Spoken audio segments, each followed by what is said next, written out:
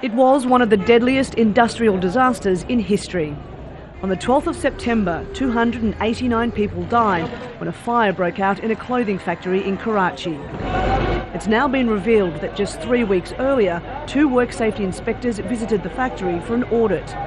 They gave it a certification indicating it met international standards in 9 categories, including health and safety.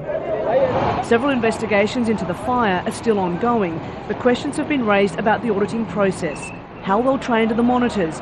Was the factory altered in any way before they arrived? And who pays them? Scott Nova is from Workers' Rights Consortium, which has carried out independent investigations into workers' rights violations in Pakistan, Bangladesh and India. The factories actually write the checks directly to the monitors, so they are paying to get the monitor seal of approval, which creates an enormous conflict of interest. They spend at best a day or two at the factory.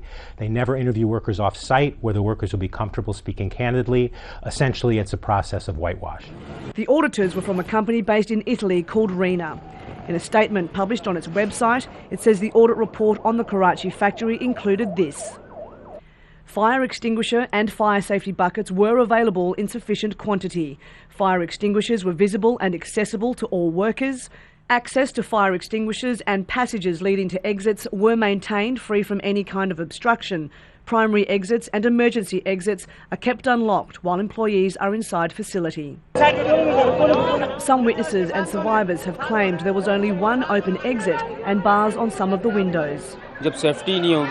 There were no exit routes or fire station, and even no windows were left. It was like a fort. Social Accountability International, SAI, is a non-profit organisation which trains others on how to implement socially responsible standards. It set up its own accreditation system called SA 8000, which is used by RENA. Social Accountability International initially did not return my phone calls, so I decided to come to their offices here in Manhattan. The company has published a statement and invited me to come in for an on-camera interview.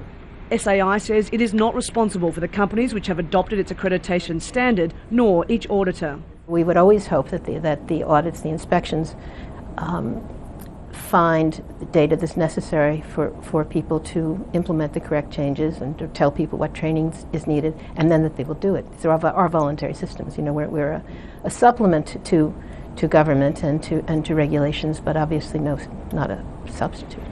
Ms. Kaufman points out neither SAI nor the auditors are responsible for the fire, but the certification the factory was awarded suggests it was a safe workplace.